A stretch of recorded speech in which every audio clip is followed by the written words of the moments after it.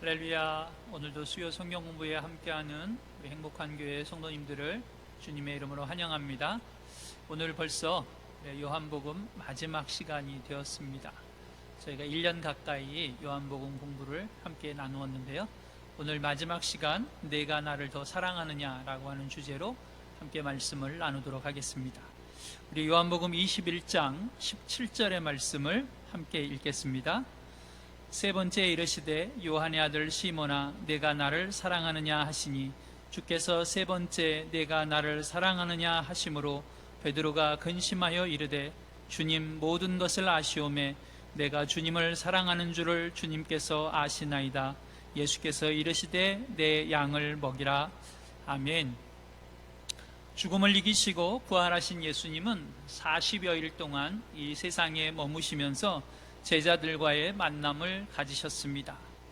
그 중에 이제 오늘 우리가 요한복음 21장의 말씀을 함께 나누게 되는데요.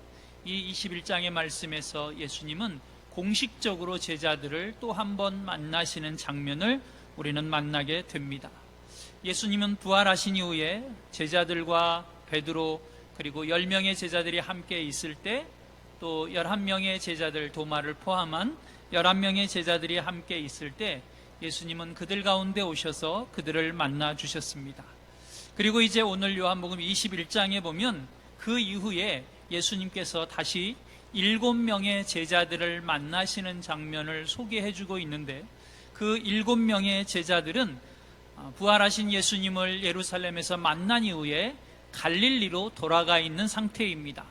그 갈릴리로 돌아가 있는 제자들 가운데 찾아오셔서 예수님이 그들을 만나 주시는 장면을 오늘 본문의 말씀에서 우리는 보게 됩니다.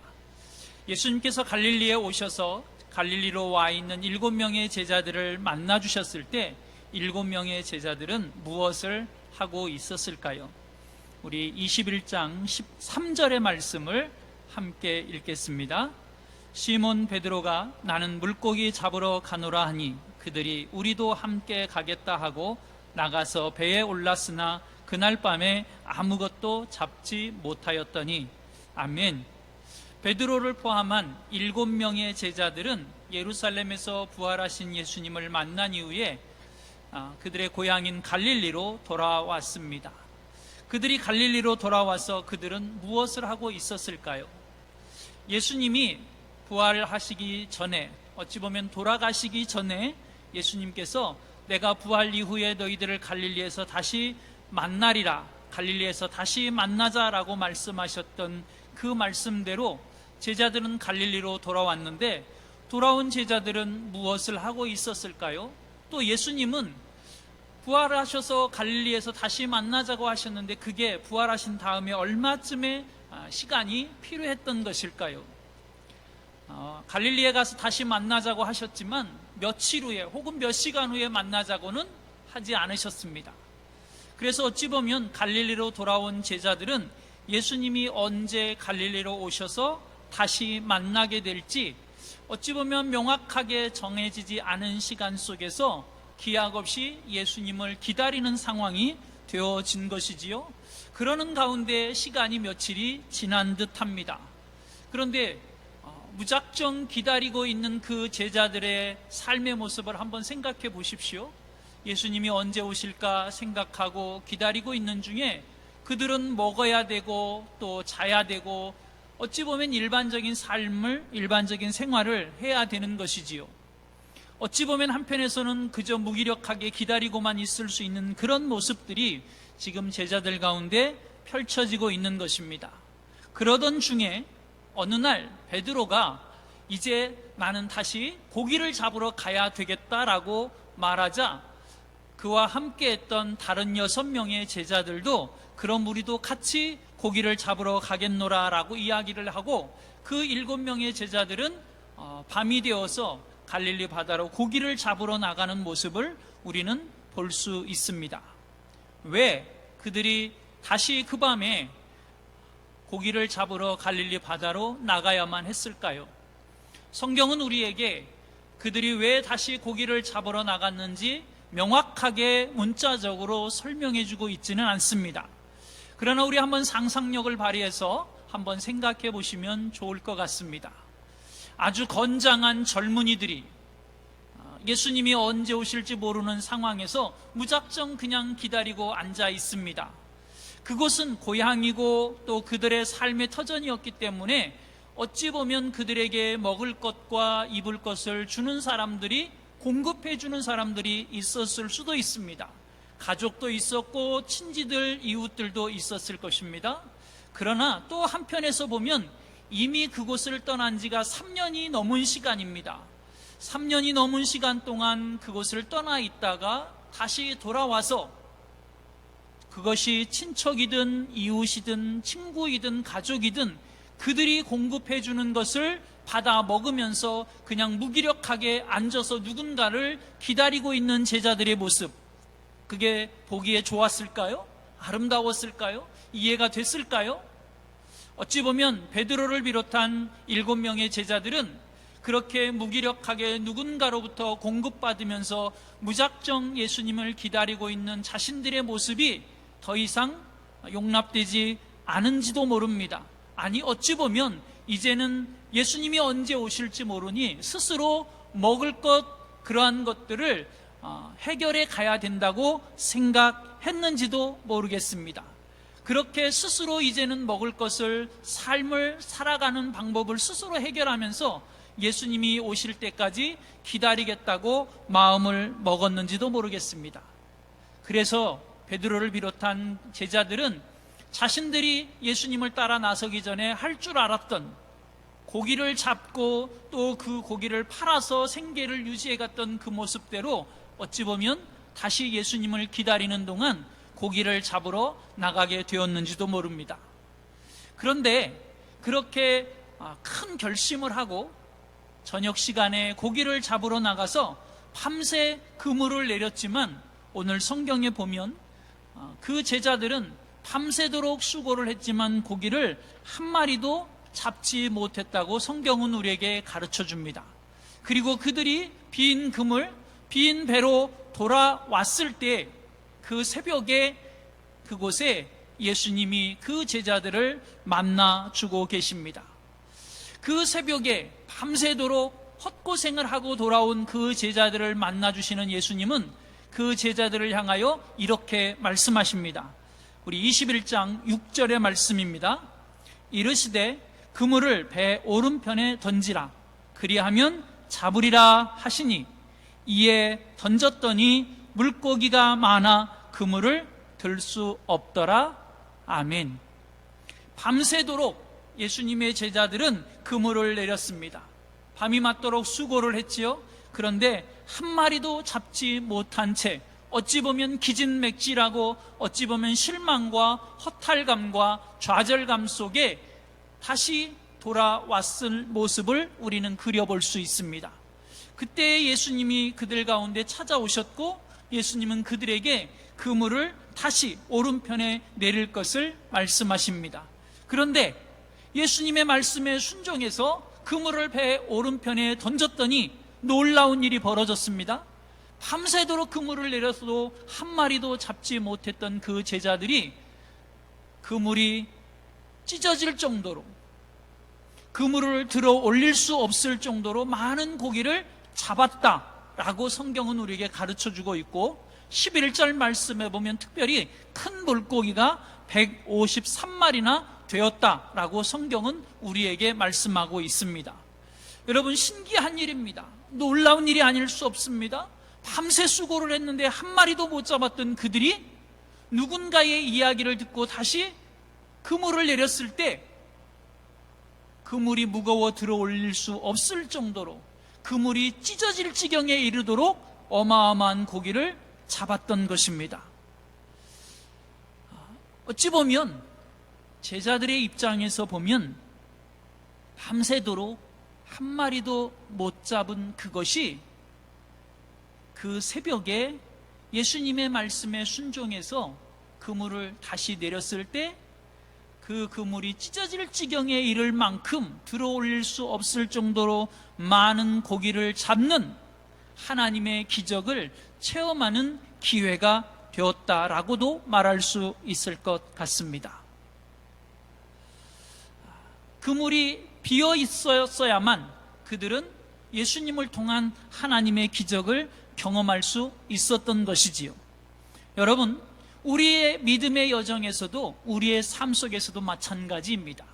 여러분, 우리의 그물이 비어 있어야만 주님의 음성을 더 잘 들을 수 있고, 우리의 그물이 비어 있어야만 하나님의 은혜를 더 풍성하게, 하나님의 기적을 더 풍성하게 경험할 수 있고, 우리의 그물이 비어 있을 때 하나님은, 예수님은 그 그물이 비어 있는 우리의 삶에, 우리의 인생의 자리에 찾아오신다라고 하는 사실입니다.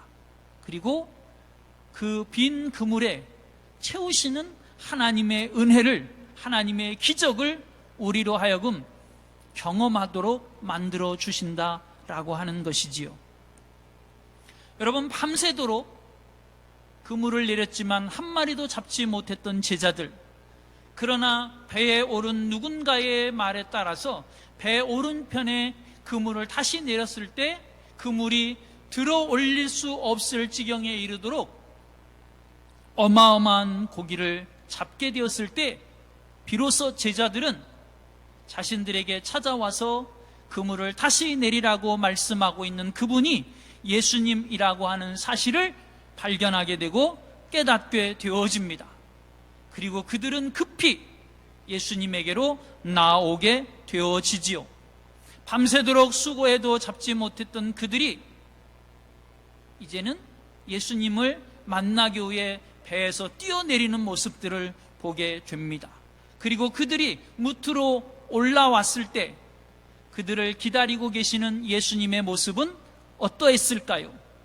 예수님은 무트로 그 새벽에 뛰어오는 제자들을 향하여 무엇을 준비하고 계셨을까요? 우리 요한복음 21장 9절의 말씀 그리고 12절의 말씀을 함께 읽겠습니다. 육지에 올라보니 숯불이 있는데 그 위에 생선이 놓였고 떡도 있더라. 12절입니다. 예수께서 이르시되 와서 조반을 먹으라 하시니 제자들이 주님이신 줄 아는 고로 당신이 누구냐 감히 묻는 자가 없더라. 아멘. 여러분, 그물을 들 수 없을 만큼 물고기가 잡혔을 때 그 제자들은 자신들에게 말씀하셨던 분이 예수님임을 깨닫고 물로 뛰어들어 예수님이 계신 곳으로 올라옵니다. 그런데 예수님에게 와보니 예수님이 그냥 기다리셨던 것이 아니고 숯불을 피워놓고 그 숯불 위에 떡과 그리고 생선을 굽고 계셨습니다. 그런데 떡과 생선을 굽고 있던 주님이 제자들이 올라오자 제자들을 향하여 이렇게 말씀하십니다. 얘들아, 너희들이 잡은 고기를 좀 더 가지고 와. 더 많이 굽자. 그렇게 말씀하셔서 예수님은 제자들을 위해서 피워놓은 숯불 위에 제자들이 잡은 고기를 더 굽기 시작하십니다. 그리고는 그 생선과 떡이 다 구워졌을 때 제자들을 향하여 이렇게 말씀하시지요. 얘들아, 와서 조반을 먹으라. 얘들아, 밤새도록 고생하고 힘들 텐데 얼른 와서 아침밥 먹어. 이렇게 말씀하시는 것이지요.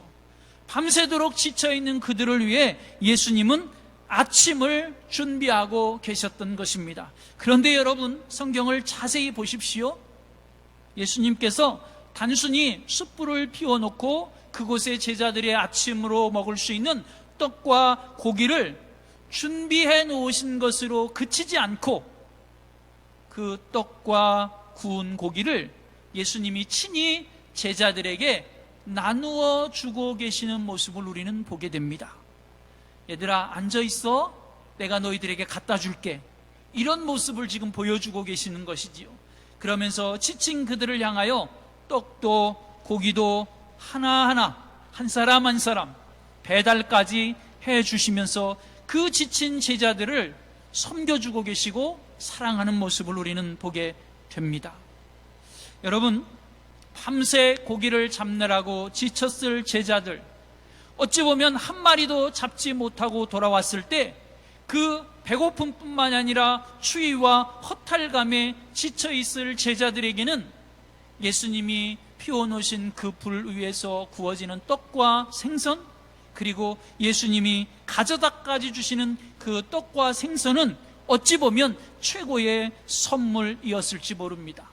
어찌 보면 제자들의 마음을, 얼어붙었고 지쳐있던 제자들의 마음을 따뜻하게 녹여주고 또 채워주고 다시 일으켜 세워주고 그들의 마음에 평안과 쉼을 가져다주는 최고의 선물이었을지 모릅니다. 이것이 하나님의 은혜인 것이지요.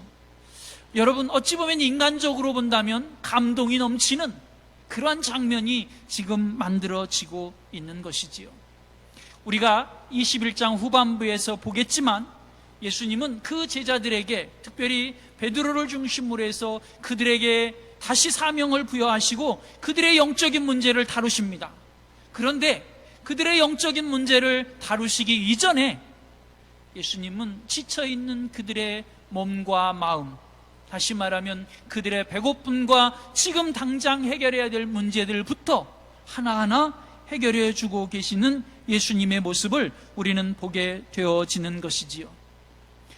죽음을 이기시고 부활하신 주님은 거룩하신, 그래서 영적인 문제에만 관심을 갖는 분이 아니라 우리의 작은 인간적인 육신의 문제 하나하나에도 관심을 갖는 따뜻하고 사랑이 넘치고 그리고 너무나 자상하고 또 인간적으로 보면 감동이 넘치는 그런 모습들을 우리에게 보여주고 계시는 것입니다.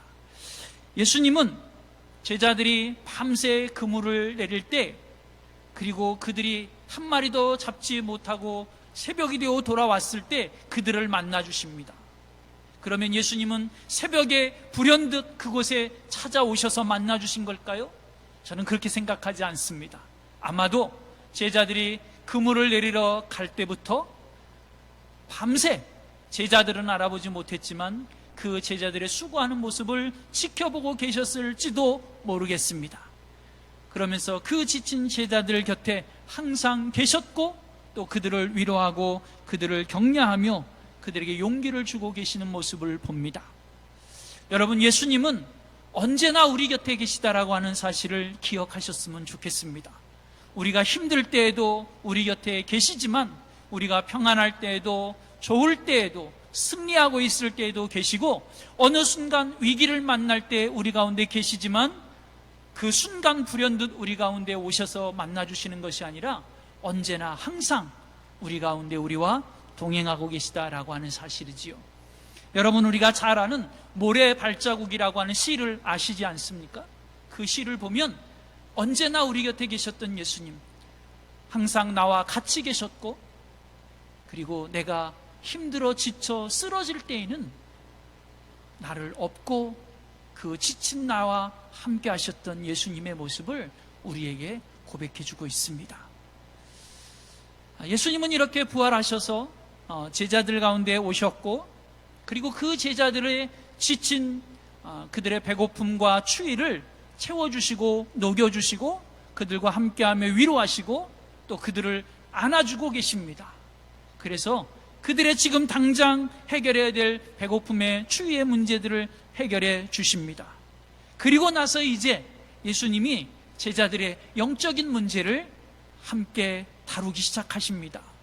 예수님께서 베드로에게 그 따스한 아침 햇살이 내리쬐올 그 시점에, 어찌 보면 아침 해가 떠오르는 그 시점에 아주 자상한 모습으로 아침 식사를 나누신 이후에 예수님은 베드로에게 3개의 질문 혹은 3번의 질문을 하십니다. 그리고 베드로는 그 예수님의 3번의 질문에 답을 하게 되지요. 이것은 우리에게 무엇을 가르쳐 주는 것일까요? 우리 21장 17절의 말씀을 함께 읽겠습니다. 3번째 이르시되 요한의 아들 시몬아 네가 나를 사랑하느냐 하시니, 주께서 3번째 내가 나를 사랑하느냐 하심으로 베드로가 근심하여 이르되 주님, 모든 것을 아시오매 내가 주님을 사랑하는 줄을 주님께서 아시나이다. 예수께서 이르시되 내 양을 먹이라. 아멘. 15절로 17절 말씀에 보면 이 똑같은 말씀이 3번 반복되고 있지요. 아침 식사를 하셨던 그 예수님께서 이제 베드로에게 질문을 하십니다. 요한의 아들 시몬아, 네가 나를 사랑하느냐? 여러분, 예수님께서 요한의 아들 시몬아, 네가 나를 사랑하느냐라고 하는 이 세 번의 질문은 우리에게 무엇을 가르쳐 주고 있는 것일까요? 이 세 번의 질문을 통해서 예수님은 베드로가 예수님을 얼마나 사랑하고 있는지에 대한 사랑을 확인하기를 원하셨습니다. 예수님이 베드로에게 질문하실 때 이렇게 질문하시죠. 이 사람들보다 네가 나를 사랑하느냐? 이 사람들보다 내가 나를 사랑하느냐? 이것들보다 내가 나를 사랑하느냐? 이렇게 물으십니다. 그때 베드로는 예, 주님이 아십니다 라고 대답을 하시지요. 그때 예수님은 베드로의 사랑을 확인하신 다음 베드로에게 내 양을 치라, 내 양을 먹이라 라고 말씀하시면서 베드로가 앞으로 어떤 삶을 살아가야 하는지라고 하는 베드로에게 사명을 부여하고 계십니다. 근데 우리가 여기서 생각해 봐야 할 것이 분명히 있습니다. 제가 조금 전에 말씀드린 것처럼 왜 예수님은 똑같은 질문을 베드로에게 세 번이나 하셨을까요? 우리는 이 질문에 대한 답을 찾으려면 지금 이곳에 와 있는 베드로의 모습을, 지금 이곳에 와 있는 베드로의 상태가 어떨 것인가를 먼저 생각해 봐야 합니다. 여러분, 지금 이곳에 와 있는 베드로의 모습은 어떤 모습일까요? 시간을 조금 과거로 돌려볼까요? 베드로는 예수님에게 그렇게 고백했던 사람입니다. 선생님, 여기에 있는 모든 사람들이 다 선생님을 버리고 떠난다 할지라도 저는 선생님을 절대 떠나지 않을 것입니다. 제 목숨까지 바쳐서라도 저는 선생님 옆에 있을 것입니다. 그렇게 아주 자신 있게 예수님을 사랑한다라고 고백했던 사람이 베드로입니다.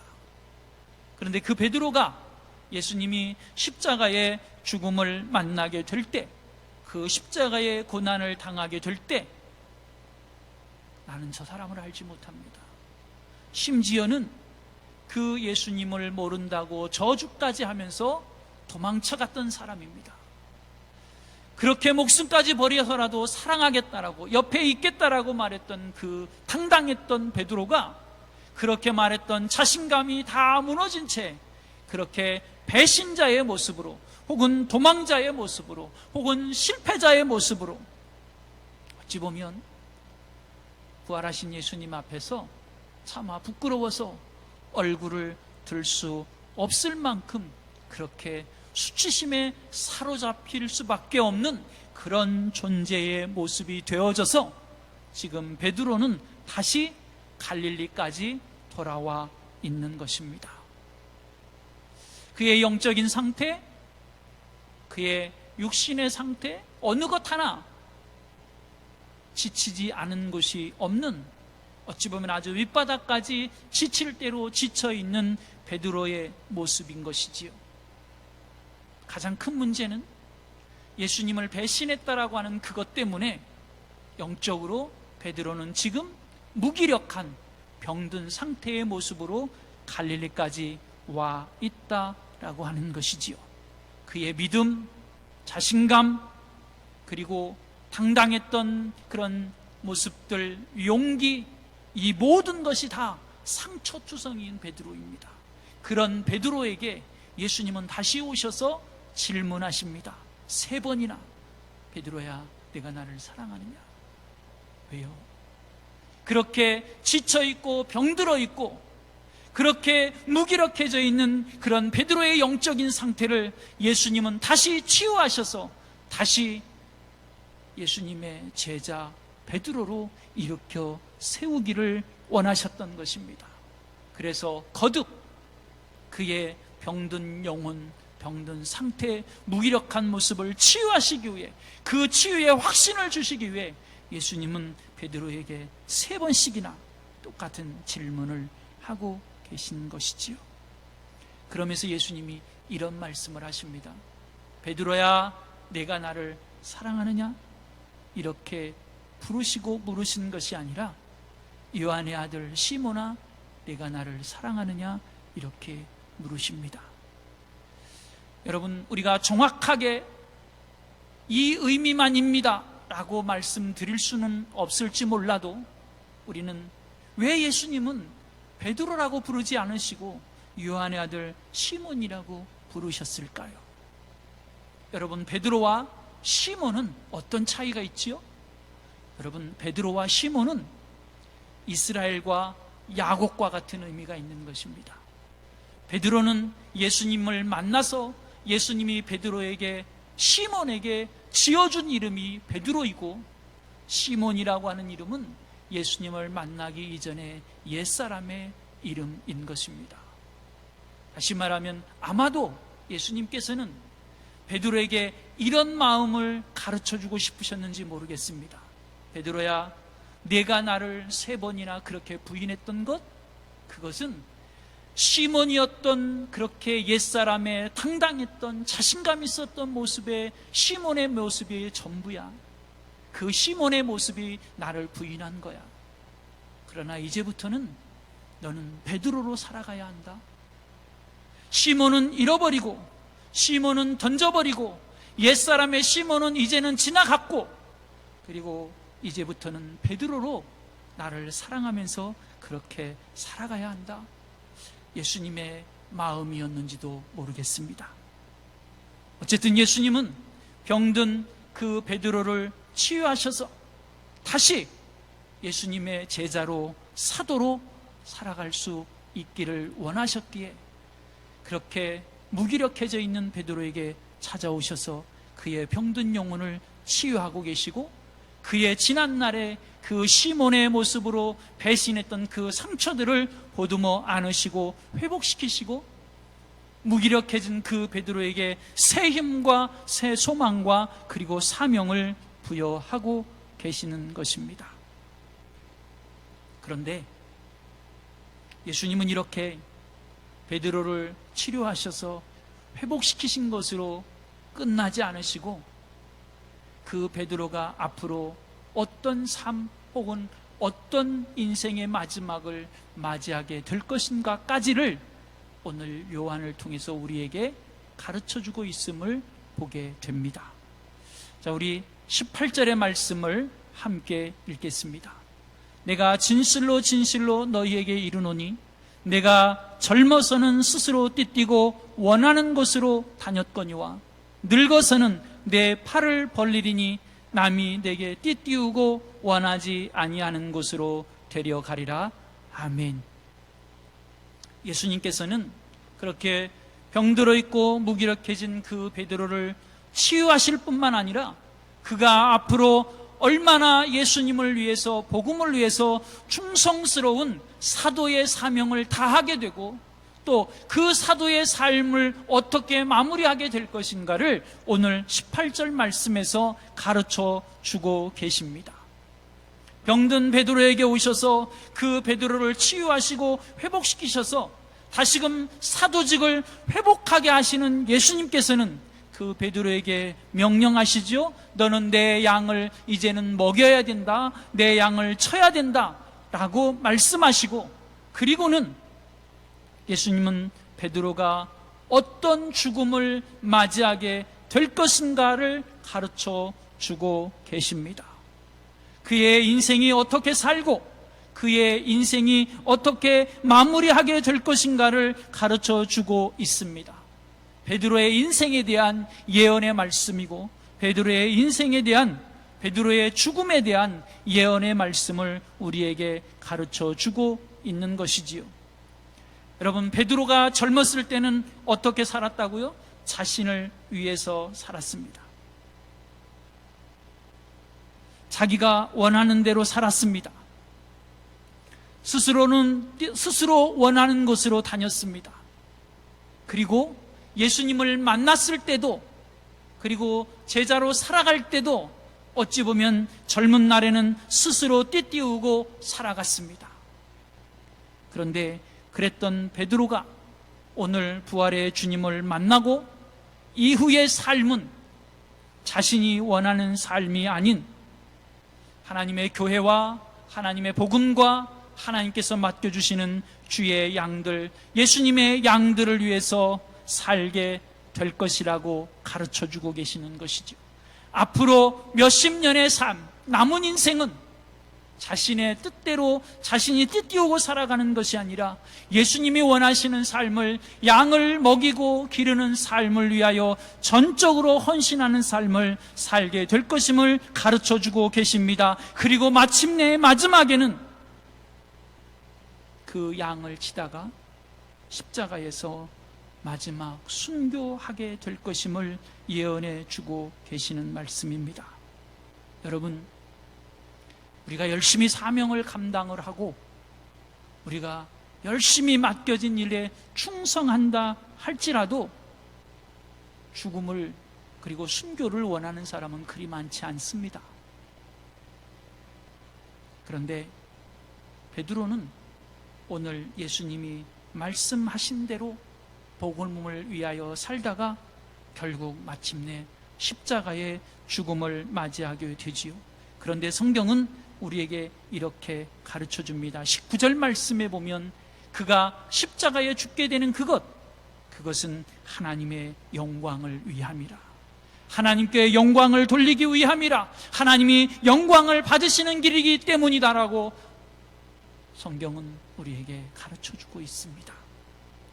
오직 주님을 사랑하는 마음 하나 때문에 베드로는 인간적으로는 원치 않는 길이지만 그는 십자가의 순교의 길을 걸어가게 되어지는 것이지요. 그것이 하나님이 영광을 받으시는 길이라고 가르쳐주고 계시기에 그는 그 십자가를 마다하지 않고 그 십자가를 짊어지고 자신의 마지막 후반부 인생을 살아가는 것입니다. 여러분, 베드로처럼 주님을 사랑하십시오. 베드로처럼 주님을 사랑하는 그 힘과 그 믿음과 그 사랑의 열정을 가지고 여러분의 인생을 주님 앞에 온전히 드릴 수 있게 되기를 축복합니다. 그리고 오늘의 삶에서 충성하는 것도 대단히 중요하지만 내 인생의 마지막 순간 마무리하는 그 시간까지 하나님을 사랑하는 그 열정과 하나님의 영광을 위해서 마무리를 아름답게 잘 해나가는 저와 여러분이 되어지기를 간절히 소망합니다. 사도 요한은 요한복음을 이제 마무리하고 있지요. 그리고 요한복음을 마무리하면서 우리는 사도 요한의 고백을 하나 보게 됩니다. 어찌 보면 이해할 수 없을 것 같은, 어찌 보면 신비로운 그런 고백을 하나 보게 되는데요. 우리 25절의 말씀을 함께 읽겠습니다. 예수께서 행하신 일이 이 외에도 많으니 만일 낱낱이 기록된다면 이 세상이라도 이 기록된 책을 두기에 부족할 줄 아노라. 아멘. 여러분, 예수님은 공생에 3년을 사셨습니다. 태어나시면서의 삶을 기록한다면 그의 인생은 33년이십니다. 그러면 그의 33년의 인생을 기록하는 그 책을 이 세상 그 어디에 다 놓아도 기록할 수 그리고 놓을 수 없을까요? 여러분, 한번 생각해 보십시오. 예수님의 생애를 기록한 책이 얼마나 많아서 그 책을 이 세상에 두어도 다 둘 수 없다고 요한은 이야기하는 것일까요? 여러분, 이 고백이 믿어지십니까? 아니면 이 고백이 너무 좀 과장되고 좀 허풍이 세다라고 생각이 되어지십니까? 생각을 해보십시오. 3년이 뭘 그리 길다고, 33년이 뭘 그리 길다고, 예수님이 3년 동안 행하신 일이 얼마나 많다고, 이 세상이라도 다 기록할 수 없다고, 이 세상이라도 다 두기에 부족하다고 요한은 이렇게 고백하는 것일까요? 여러분, 이 요한의 고백 속에는 이런 고백이 담겨져 있는 것입니다. 예수님 안에는 끝이 없습니다. 그분은 무한하신 분이십니다. 그분의 은혜는 우리의 인간의 상상과 그리고 인간의 헤아림으로는 한이 없는 풍성하신 은혜이십니다. 그분의 승리는 우리에게 영원한 것입니다. 이런 믿음의 고백이 이 요한의 고백 가운데 담겨져 있는 것이지요. 영원전부터 계셨던 하나님, 우리 가운데 오신 하나님, 앞으로도 영원히 계신 그 하나님의 은혜가 영원하다라고 하는 것을 고백하고 있는 요한의 믿음의 고백인 것입니다. 여러분, 주석가로 잘 알려져 있는 윌리엄 버클레이라고 하는 신학자는 이런 고백을 했습니다. 마지막으로 그 고백을 제가 읽어드리겠습니다. 사도 요한은 붓을 놓으려 합니다. 그러면서 그는 다시 한번 그리스도의 찬란한 영광을 마지막으로 생각해 보려 합니다. 우리가 그리스도에 대해 아는 것이 무엇이든지 간에 그 지식은 단지 그분에 대한 단편에 지나지 않습니다. 우리가 체험하는 경이로운 일들이 아무리 놀라운 것이라 할지라도 우리가 앞으로 체험할 것들에 비하면 아무것도 아닙니다. 인간의 카테고리들은 그리스도를 표현하기에는 너무나 무력합니다. 인간의 책들은 그리스도를 담기에는 부족합니다. 그래서 요한은 헤아릴 수 없는 승리, 다함이 없는 능력, 그리고 제함 없는 그리스도의 은혜를 가지고 자기의 복음서를 끝맺음하는 것입니다. 이것이 요한의 고백이었고, 이것이 요한의 고백을 바라보는 버클레이라고 하는 신학자의 고백입니다. 여러분, 참으로 좋으신, 그리고 지극히 인간적이시고 인격적이신, 그리고 영원히 살아계시는 부활의 주님이 저와 여러분 가운데 지금도 함께하고 계십니다. 우리의 인생의 매 순간 우리와 동행하고 계십니다. 내가 평안할 때도 나와 함께 하실 뿐만 아니라 내가 지쳐 쓰러질 때에는 그렇게 지쳐있는 우리들을 업고 주님이 우리와 함께 걸어가고 계십니다. 이 주님을 사랑하십시오. 이 주님을 더 굳건하게 확실하게 믿으십시오. 그리고 그 주님과 함께 승리하십시오. 저와 여러분의 삶에 날마다 동행하셔서 승리의 은혜를 허락해 주시는 하나님의 은혜가 가득하기를 간절히 소원합니다. 기도하겠습니다. 언제나 우리와 함께 해주시고 동행해 주셔서 우리를 치유하시고 회복해 하시며 승리케 하시고 사용해 주시는 하나님 감사합니다. 우리의 연약함, 우리의 실수, 우리의 부족함에 대해서 묻지 않으시고 책망하지 않으시고 우리의 그런 연약함들을 다시 안아주시고 회복시키시고 어루만지시고 일으켜 세우셔서 우리에게 하나님의 무한한 사랑과 은혜를 누리게 하심을 감사합니다. 하나님, 우리의 생이 다하는 그 순간까지 주님 앞에 설 때까지 우리에게 맡겨진 사명을 주님을 사랑하는 마음으로 충성을 다하여 감당해내는 저희들이 되게 하여 주옵소서. 지금도 나와 함께 하시는 주님을 매 순간 느끼며 걸어가는 저희들이 되게 하옵소서. 예수님의 이름으로 감사하며 기도드립니다. 아멘. 교회 생활 안내해 드리겠습니다. 주일 예배는 주일 오전 8시 그리고 9시 30분 그리고 11시에 교회 현장 예배와 실시간 온라인 예배를 병행하고 있습니다. 수요 예배는 코로나 확산으로 인하여 당분간 영상으로 띄워집니다. 주간 새벽 기도에는 당분간 가정에서 하늘 양식과 사순절 묵상집으로 합니다. 심야 기도에는 당분간 가정에서 개인 기도회로 드립니다. 지금은 사순절 기간입니다. 우리 묵상집을 사용해서 경건의 시간들을 가지시기를 부탁드립니다. 예꿈 어린이부, 학생부, 청년부는 당분간 주일 1, 2, 3부 장년부 예배와 함께 드립니다. 교회 설립 50주년 성경 필사 우리 마치신 분들은 사무실로 가져다 주시면 되겠습니다. 주일 주보는 헌금꽂이함에서 개인적으로 찾아가셔서 활용하시면 되겠습니다. 담임 목사님 일정입니다. 내일 목요일 9시 30분부터 서울 남년의 과정고시 심사위원으로 참여하시게 됩니다. 기도해 주시기를 부탁드립니다. 남은 한 주간도 주님과 함께 믿음으로 승리하는 행복한 교회 모든 성도님들이 되시기를 간절히 소원합니다. 감사합니다.